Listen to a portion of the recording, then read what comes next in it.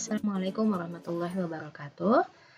Kembali lagi dengan saya Mariam Nazarana pada mata pelajaran Informatika kelas 9. Kalau kemarin atau pekan yang lalu kita sudah sedikit menyinggung atau membahas tentang apa itu web browser dan kemudian fungsi yang ada di dalamnya serta jenis-jenis dari web browser itu sendiri.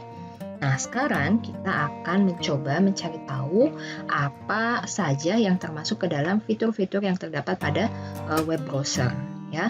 Nah, di sini saya ingin mengingatkan kembali bahwa web browser itu merupakan sebuah aplikasi yang dapat menjelajah, kemudian mengambil dan menyajikan konten dari berbagai sumber di jaringan internet. Pada kesempatan kali ini saya akan menggunakan sebuah aplikasi web browser yaitu Google Chrome yang merupakan salah satu produk dari perusahaan Google, ya. Nah, pada kesempatan ini ada beberapa fitur yang mungkin kalian sudah sering pakai, tapi kita akan coba gali apa aja sih sebetulnya fungsi-fungsi yang terdapat di dalam. Yang pertama adalah ini halamannya. Ini adalah halaman dari sebuah web browser, ya, yang di dalamnya itu terdapat beberapa bagian yang biasa kalian lihat. Yang pertama adalah ini namanya tab. Jadi dalam sebuah halaman browser itu kita bisa menambahkan beberapa tab seperti ini. Nah, fungsinya untuk apa? Masing-masing tab itu bisa digunakan untuk mencari atau kemudian menyajikan konten yang kita cari di internet, ya, dalam setiap browser. Nah, dalam satu halaman ini kita sekali lagi bisa melihat beberapa tab. Bisa sampai ratusan tab, tergantung dari kemampuan komputer kalian sendiri, kapasitasnya. Jadi jika misalnya kemampuan atau komputer kalian hanya memiliki kapasitas RAM yang relatif kecil, tidak direkomendasikan untuk membuka tab terlalu banyak karena dia akan mengambil memori yang cukup besar. Gitu. Apa akibatnya? Akibatnya adalah nanti kinerja yang dihasilkan oleh si web browser itu menjadi tidak optimal dan cenderung lambat, ya. Jadi kalau misalnya tidak diperlukan, baiknya sih tab ini dibuka sesuai dengan keperluannya saja. Nah, kalau tadi itu adalah halaman tab yang bisa kita buka banyak sekali dalam satu window yang sama. Sekarang kita akan membuka halaman yang baru. Jadi halaman baru itu bisa kita menggunakan shortcutnya itu Ctrl N seperti ini. Jadi ketika kita menggunakan Ctrl N, maka dia akan membuat dua halaman window yang terpisah atau yang berbeda, gitu ya. Ini dimaksudkan untuk apa? Jika misalnya nanti ingin ada dua halaman yang kita gunakan, maka dia akan muncul seperti ini di bagian taskbar-nya. Nah, dua halaman yang berbeda. Selanjutnya yaitu New Incognito Window. Apa itu? Jadi kalau kita klik, maka tampilannya akan seperti ini. Di sini dijelaskan bahwa ketika kita menggunakan halaman atau mode incognito ini, maka browsing history kita tidak akan direkam ke dalam halaman penelusuran. Kemudian cookies, kemudian informasi tentang apapun yang dimasukkan pada sebuah form atau alamat dari sebuah website dan sebagainya itu tidak akan disimpan pada halaman penelusuran atau halaman history. Jadi ini cenderung lebih aman digunakan jika kalian tidak ingin jejaknya diketahui oleh orang lain. Makanya New Incognito Window ini disebutkan sebagai mode penyamaran. Oke, selanjutnya adalah download.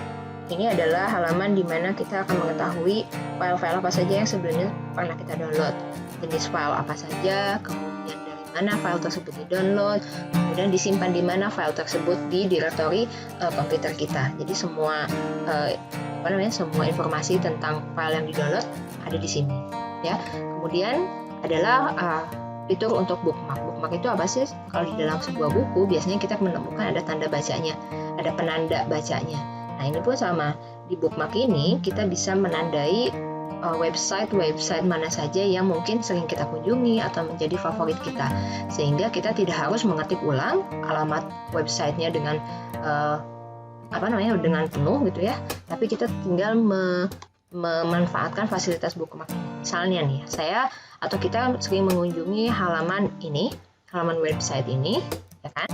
Nah, Karena sering, baiknya tidak saya ulang-ulangi untuk mengetik secara manual, tapi saya akan tandai atau bookmark. Tandanya dengan cara menekan tanda bintang ini. Nah, di sini ketika saya tekan, maka saya akan dihadapkan pada satu halaman kecil. Saya akan ganti namanya menjadi LMS Canvas. Nah, kemudian saya membuat sebuah folder namanya SAP Alpha Centauri, kemudian dan. Nah, untuk mengakses halaman ini, maka saya tidak harus mengetik secara manual, tetapi saya tinggal mengakses bagian yang di bookmark, maka akan menunjukkan folder seperti ini. Ya, itu untuk fasilitas bookmark. Kemudian ada zoom in dan zoom out, itu adalah fasilitas yang umum, berbesar dan kecil, kemudian print untuk mencetak halaman website, kemudian untuk cache untuk dengan device yang lain jika kita memiliki device yang lain, kemudian find untuk mencari kata kunci yang ingin kita temukan pada sebuah halaman website, kemudian more tools. Nah, pada bagian more tools ada beberapa bagian lain, yaitu save page as. Untuk apa? Ini untuk menyimpan halaman website. Kemudian shortcut, quick shortcut digunakan untuk membuat shortcut pada halaman desktop depan. Nah, ini untuk clear browsing data. Dipakai untuk apa sih? Untuk membersihkan data-data. Nanti lengkapnya kita akan bahas bagian setting. Extension adalah dipakai untuk menambahkan aplikasi yang biasa terdapat pada halaman website. Nah, Task Manager dan Developer Tools dipakai untuk nanti lanjutan, tapi saya tidak akan bahas di sini. Ya, setelah sampai pada bagian penting, ada sebuah web browser, yaitu fitur setting atau pengaturan. Dalam halaman setting ini, kita akan diperlihatkan beberapa settingan, kelompok settingan, yaitu Google, autofill, dan sebagainya. Nah, bagian yang ini, semua bagian ini sudah diatur secara default oleh Chrome-nya sendiri.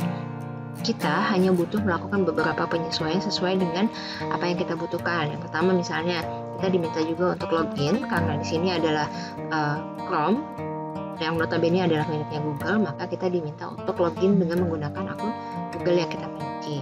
Kemudian autofill digunakan untuk mengatur beberapa pengaturan penting, khususnya untuk saat kita melakukan input data seperti password dan payment sebuah belanja misalnya. Kemudian safety check. Nah, yang paling penting adalah privacy dan security. Artinya apa? Artinya di sini digunakan untuk bisa mengoptimalkan kerja dari si web browser sendiri. Kenapa? Nah, di sini kita ada pilihan untuk clear browsing data. Untuk apa sih itu? Untuk membersihkan beberapa file-file yang sebetulnya tidak lagi kita butuhkan, seperti history download, kemudian history browsing, kemudian cookies, cache, dan sebagainya. Kemudian di sini juga kita diminta untuk bisa membersihkan cookies. Cookies itu apa sih? Mungkin lebih lanjutnya nanti akan kita bahas di pertemuan-pertemuan selanjutnya. Tapi ini adalah bawaan dari website yang pernah kita kunjungi. Nah, ini digunakan untuk membersihkan semua itu. Ada beberapa pilihan, misalnya browser history, download history, dan sebagainya. Ini adalah aspek-aspek yang bisa memberatkan kerja dari si web browser jika tidak dihapus. Maka kita perlu hapus secara berkala. Hati-hati juga, pastikan bahwa data-data tersebut memang sudah tidak lagi kita butuhkan. Apakah last hour atau last 24 hour atau all time. Saya milihnya all time supaya kita menghapus semuanya. Maka ketika saya klik data,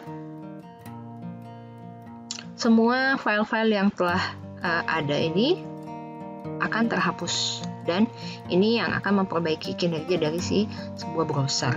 Kemudian security-nya kita bisa lihat, tapi sebetulnya saya tidak rekomendasikan untuk diubah-ubah karena ini sebetulnya sudah di-setting secara default oleh Chrome-nya sendiri.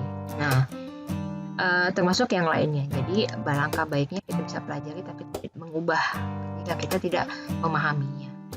Sampai sini untuk settingnya atau untuk fitur dari sebuah web browser. Mudah-mudahan apa yang tadi disampaikan bisa dipahami. Jika tidak dipahami, kalian bisa bertanya di kolom inbox atau di WhatsApp personal. Terima kasih.